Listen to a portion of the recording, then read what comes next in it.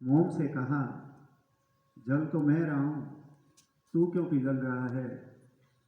तो उस मोम ने उस धागे को कहा कि जिसे दिल में बसा रखा है उसे जलते हुए भी तो नहीं देख सकता।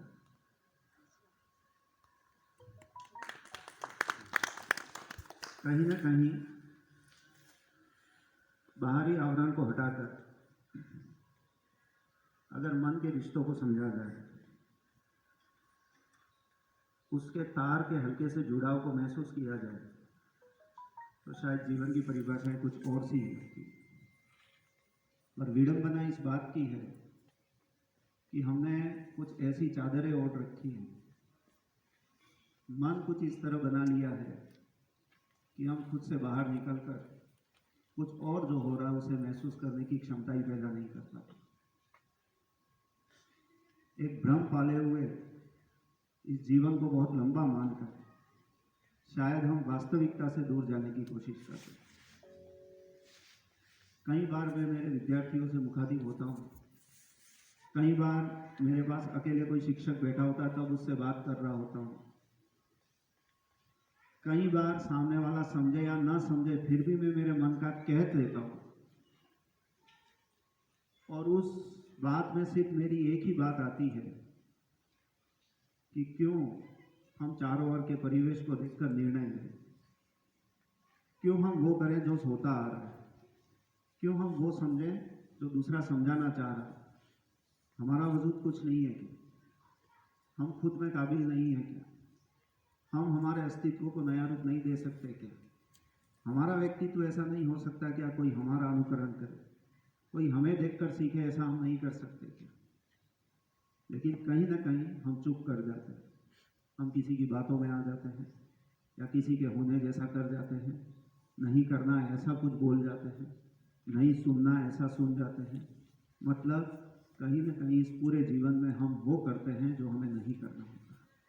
और इसी कारण से एक शब्द जो मन गणत मानता हूँ, जिसका वास्तविक परिचय इस दुनिया में है ही नहीं, और वो है दुख, और उसे हमने स्वीकार कर लिया है। हमारे द्वारा बनाया हुआ ये एक परिकल्पनिक शब्द है, और शायद इसी के भ्रम में हम लेकर के ना आगे चल रहे हैं। मुझे अच्छा लगता है जब भी मैं मेरे विरोध में कोई बात सुनता हूँ, इसलिए नहीं कि मैं सुधार करूँगा, इसलिए कि उस व्यक्ति में वो ताकत है कि वह कुछ करना चाहता है। अगर हम सिर्फ विरोध करना जानते हैं, हम किसी बात को नकारना जानते हैं, तो ये मान के चलना कि हम अगर उस काम को करने की काबिलियत रखते हैं तो नकारने की क्षमता पैदा करें। सिर्फ नकारना हमारे जीवन की उपलब्धि नहीं हो सकती।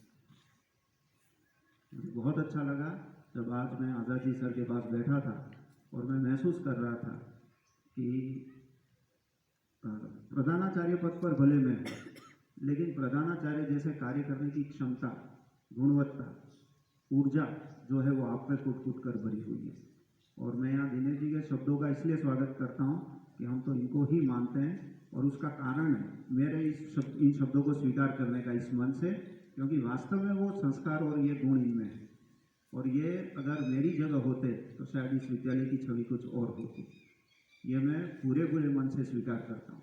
आप इस सम्मान को और मेरी श्रद्धा को स्वीकार करें इस मन से, क्योंकि आप में वो काबिलियत शुरू से भरी हुई है, और न जाने कितनी परिस्थितियों से आपने ये सारे संस्कार सीखे हैं और इस विद्यालय को एक नया रूप देने का आपने प्रयास किया। कल भी काफ़ी कुछ मैंने आपके विषय में कहा है, मन भरा रहता है। अचानक ही मन में आया था कि क्यों न बच्चों के बीच में आपके लिए कोई ऐसा कार्यक्रम किया जाए जिससे आपको संतुष्टि रहे।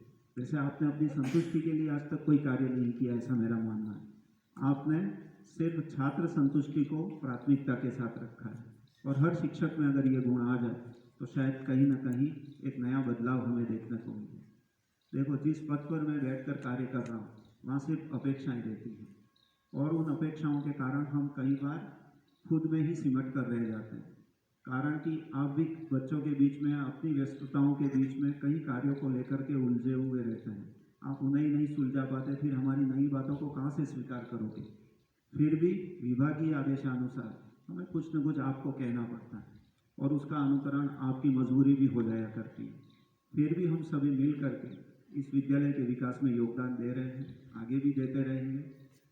पिछले कुछ दिनों से आज़ाद जी मुझे कहते रहे हैं कि सर क्या होगा, इसके बाद सिर्फ dot dot dot dot question mark रहता है और मेरी समझ में भी नहीं आता कि वास्तव में आगे क्या होगा। अतिथि यहाँ से चले गए, नहीं तो आगे का कुछ मुझे भी कहना था, लेकिन अपना दुर्भाग्य है कि यहाँ सुनने वाले भी नहीं हैं, तो समझने वाले कहाँ से मिलेंगे। तो कहीं ना कहीं हमें ही पहल करके इस विद्यालय की सुरक्षा करनी है, इस विद्यालय के बच्चों को आगे बढ़ाना है और इसे एक नई दिशा और दशा देनी है।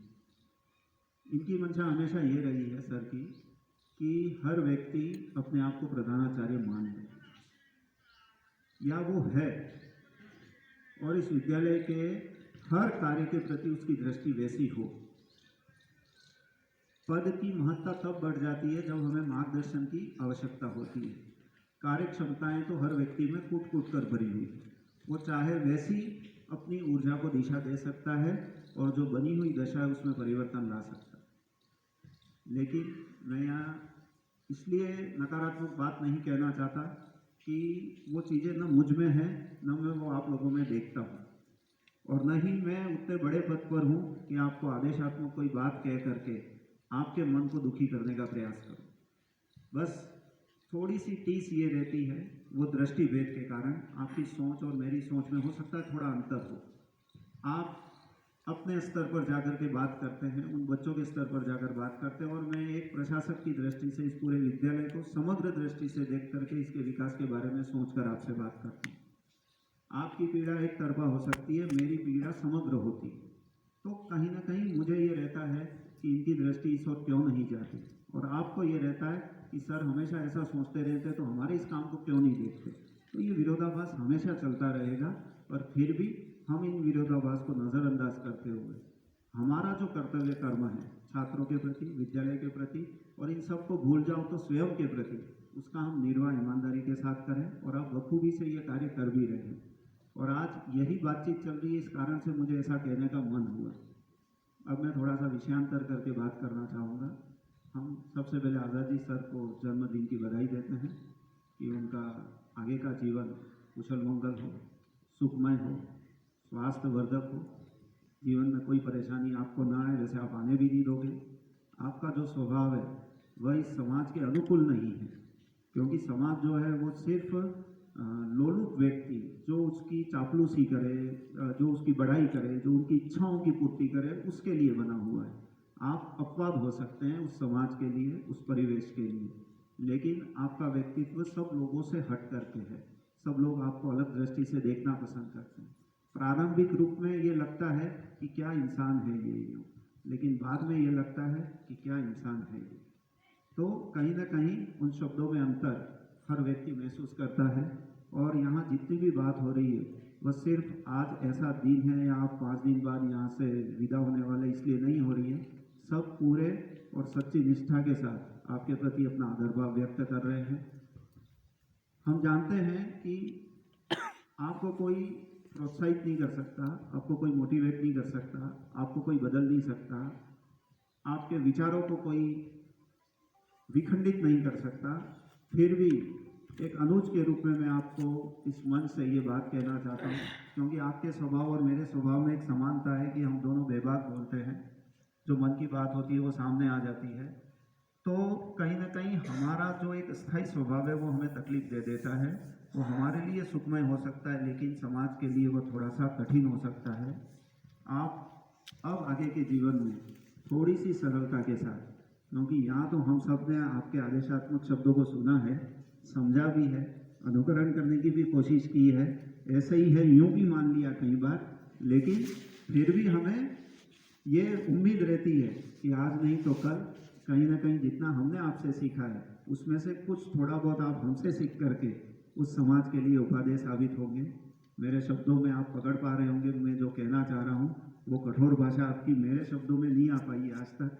सीखने की पूरी कोशिश की लेकिन नहीं हो पाया। मुझे ये होता भी है कि अगर मैं आज़ादी सर या दामिनी मैडम बन जाऊँ शायद इस विद्यालय में कुछ परिवर्तन आ जाएंगे, और कई बार मुझे ही डर लगा कि यार इनके जैसा मैं हो गया तो फिर मैं कहाँ रहूँगा।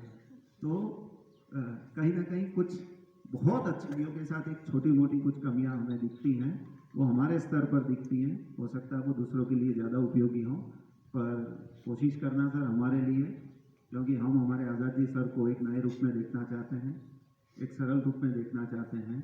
आप जैसे हमेशा मुझे कहते हैं कि सर ये जैसे ही मेरा रिटायरमेंट हो जाए आप मुझे बुलाना वापस स्कूल, तो मैं डर जाता हूँ यार, ये नहीं बुलाऊँ तो भी आ जाएंगे ये तो तो मेरे सामने दो प्रश्न खड़े हो जाते हैं, एक तो आपका आना और दूसरा स्टाफ का सोचना कि सर अब ये चले गए, इनको बुलाया क्यों वापस। तब मेरे पास उन प्रश्नों के जवाब नहीं रहते हैं। तो नहीं बुलाने के पीछे मेरी भावना ये नहीं है कि आप विद्यालय के लिए उपयोगी नहीं है, नहीं बुलाने के पीछे मुझे यूँ रहता है कि आपका जो वो तांडव है, समझे ना, जो विद्यालय हित में है, लेकिन कहीं ना कहीं कुछ लोगों को कर्णपटु और कर्णप्रिय नहीं लगता है, तो वहाँ पर थोड़ा सा एक संस्था प्रधान होने के नाते मैं रुक जाता हूँ। पर निर्णय के रूप में मुझे यही आता है कि नहीं यार, ऐसा साथी तो मुझे चाहिए। मैं इनके बाद बचे स्टाफ से ये उम्मीद रखता हूँ कि आप संस्था प्रधान के नज़दीक नहीं, लेकिन संस्था प्रधान के एक सशक्त सहयोगी बने, जैसे आज़ाद जी थे, जिससे इस विद्यालय की हर कमी को आप मेरे तक आप ला सको और मुझसे जो आपकी अपेक्षा उस पर मैं पूरा खरा उतर सकूं। चौकी से पधारे हुए हमारे जो साथी हैं यहाँ पर, ये सच बात है कि इनके मन में शिक्षा के प्रति जो सम्मान है वो ठीक उसी तरह जैसा इस पद को ग्रहण करते समय इनके अंदर राष्ट्र के प्रति था। ये आने वाले भविष्य को यहाँ पर देखते हैं। कभी इनको ये कहने की आवश्यकता नहीं पड़ी है कि विद्यालय के विद्यार्थी जब भी आपको बाहर मिले या कुछ हो तो आप उनको अनुशासित करने का प्रयास करें। आप स्वतः ही इस विद्यालय, यहाँ के बच्चों, यहाँ के स्टाफ के प्रति पूरा सम्मान और सद्भाव रखते हैं। हमारे अल्प निवेदन पर भी आप यहाँ पधारते हैं। जैसा आज़ादी सर ने भी बताया कि जब गाड़ी से आप आ रहे थे तो हम भी आपके पहले जब आए तब आप बिल्कुल उसी सम्मान में खड़े थे, मुँह मीठा करवाया हमारा, आग्रह किया चाय के लिए। तो ऐसा सम्मान कम देखा जाता है। जहाँ गांव के सभी विभाग एक होकर के अगर कार्य करें तो उस गांव का विकास स्वतः हो जाता है। तो उसमें आपका जो योगदान है वह प्रशंसनीय है, योगनीय है, और आप इस विद्यालय में आज हमारे निवेदन पर पधारे, उसके लिए हम बहुत बहुत आभारी हैं आपके। साथ ही हमारा जो यहाँ का स्टाफ है, पदावी सर हैं, नागदा जी सर है, अलका मैम हैं, प्राइमरी स्टाफ है, मिडिल स्टाफ है, सीनियर स्टाफ है, पियोन्स हैं यहाँ के, हेमाबाई जी हैं, तो ये सब मिलजुल करके जिस तरह से कार्य करते हैं, कई बार तो कुछ चीज़ें मुझ तक आने ही नहीं देते, उसके कारण मैं नहीं समझ पाता, लेकिन या तो कहीं ना कहीं ये सोच रहती है कि सर को नहीं कहीं चलेगा अपन कर लेते हैं, या यूँ रहता कहेंगे तो भी वो हाँ कहेंगे अपन कर लेते हैं। तो जो भी सोच आपकी रहती है, लेकिन आप इन कार्यों को बहुत ही ईमानदारी के साथ और बखूबी के साथ निभाते हो। सभी लोगों की बात करूँ तो उसमें पूरे दिन अगर काम में गर्दन नीची करके कंप्यूटर पे अपनी आंखें गड़ाए हुए और इस विद्यालय के समस्त रिकॉर्ड को संधारित करके और मेरे मस्तिष्क पर एक भी तनाव की रेखा नहीं आने देने में या मुझे सस्पेंड होने से बचाने में अगर कोई व्यक्ति कार्य कर रहे हैं तो किशन जी पुरोहित सर हैं। आप जोरदार तालियां बजाएं उनके लिए। और वास्तव में वह श्रेष्ठ व्यक्ति है, यूँ है, मैं उनमें बड़े भाई साहब का रूप देखता हूँ। हम जब अकेले गाड़ी में सफ़र कर रहे होते हैं ना, तब इनका अंदाज सुनो, आप इनके बात करने का तरीका देखो, इनके अनुभवों को टटोलो। आप मुझ तक नहीं पहुंच पाओ या मेरे पास नहीं बैठो तो कभी आप इनके पास बैठो। एक श्रेष्ठ पिता, एक श्रेष्ठ भाई, एक श्रेष्ठ प्रशासक, एक श्रेष्ठ कार्यकर्ता अगर कहीं देखते मिलेगा तो वो आपको इन व्यक्ति में देखने को मिलेगा। इस विद्यालय में आने के बाद मुझे बहुत कुछ सीखने मिला है। आप सब लोगों की भावनाओं को समझकर, आप सब लोगों के कार्यशैली को देखकर मुझ में प्रिंसिपल का गुण पैदा हो रहा, हुआ नहीं, हो रहा, और धीरे धीरे हो सकता है कि अग्रिम जो भी मेरे इस कड़ी में, मेरे जॉब की कड़ी में आगे के जो भी विद्यालय होंगे, शायद मैं इससे और अधिक सुधारात्मक कार्य कर पाऊँ या सोच पाऊँ। आप सभी को आज के दिन बहुत बहुत बधाई, शुभकामनाएं, और आज़ाद जी सर को इस शैक्षिक जगत के अंतिम गणतंत्र दिवस की बहुत सारी ढेरों शुभकामनाएं विद्यालय परिवार की ओर से हैं। और आपके लिए बहुत सारे शब्द हैं हमारे पास, लेकिन जितना कहें उतना कम है, क्योंकि इस विद्यालय में किसी कोने में लगी कील से लेकर इस राष्ट्र ध्वज तक अगर पहचान रखने वाला कोई व्यक्ति है या सूक्ष्म दृष्टि से कार्य करने वाला कोई व्यक्ति है तो वो सिर्फ आप हैं।